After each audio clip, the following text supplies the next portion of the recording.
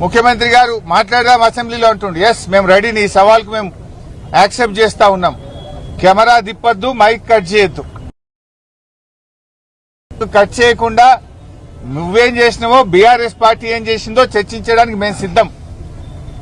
60 ఏండ్ల కాంగ్రెస్ పాలనలో చేసింది ఏందో, 9.5 ఏండ్ల బీఆర్ఎస్ పాలనలో ఏం చేసినామో మేము చర్చించడానికి సిద్ధం. మేము 9.5 ఏండ్లలో 48 లక్షల ఎకరాలకు తెలంగాణలో సాగునీరు అందించి చూపాం. నువ్వేం చేసినావు 2.5 ఏండ్లలో? కనీసం 1 లక్ష ఎకరాలకన్నా నీళ్ళు ఇచ్చినావా? మాటలు తప్ప చేతలు లేవు. గోదావరి మీద చర్చకు మేము సిద్ధం. మైక్ కట్ చేయొద్దు, కెమెరా తిప్పొద్దు, ఇది ఒక్కటే షరతు మాది, ఇంకేం లేదు. ఎంతసేపు అన్నా మాట్లాడదాం, ఎన్ని రోజులైనా మాట్లాడదాం. నీ సంగతి మొన్ననే బయటపడ్డది. ఉత్తమ్ కుమార్ రెడ్డి గారు, మీ జర్నలిస్టే సాక్ష్యం. ఆయన గారు దేవాదుల ప్రాజెక్టు మీద ఉత్తమ్ కుమార్ రెడ్డి గారు ఎక్స్ప్లెయిన్ చేస్తుంటే రేవంత్ రెడ్డి గారు ఆయన ఆపేసిండు.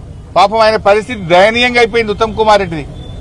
ఉత్తమన్న, నువ్వు జరాగు, ఈ ప్రాజెక్టు మీద కడియం శ్రీహరి గారికి బాగా తెలుసు, ఈసారి రివ్యూ చేస్తే కడియం శ్రీహరిని పిలుచుకో అంటుండు. అంటే నీళ్ల మంత్రికి ఏం తెలియదని చెప్పకనే చెప్తున్నాడు. ఉత్తమ్ కుమార్ రెడ్డికి ఏమీ తెలియదని రేవంత్ రెడ్డి గారు మీడియా సాక్షిగా వరంగల్లోనే చెప్పిండు. ఉత్తమ్ కుమార్ రెడ్డిని ఇజ్జత్ తీసేసిండు. నీకేం తెలియదు, ఈ ప్రాజెక్ట్ గురించి కడియం శ్రీహరి గారికి తెలుసు, ఆయన్నే పిలుచుకో అంటాడు. ప్రాజెక్టు గురించి నీ మంత్రినే నువ్వు మాట్లాడనీయలేదు. రేపు అసెంబ్లీలో మాకు మైక్ ఇస్తావా? నువ్వు మమ్మల్ని మాట్లాడనిస్తావా?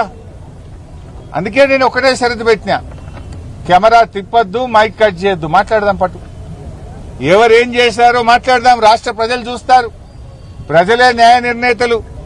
చర్చిద్దాం. నువ్వు చంద్రబాబుకి ఎట్లా దాసోహమైనవో, మేడిగడ్డను, సమ్మక్క బ్యారేజీని, దేవాదులను పండబెట్టి ఆంధ్రాకు నీళ్లు కిందికి ఎట్లా వదులుతున్నావో, నల్లమల్ల సాగర్ కు నీ చీకటి ఒప్పందాన్ని బయట పెట్టడానికి మేము సిద్ధంగా ఉన్నాం. ఎప్పుడంటే అప్పుడు రెడీ. దమ్ముంటే అసెంబ్లీ పెట్టు, మైక్ కట్ చేయకు.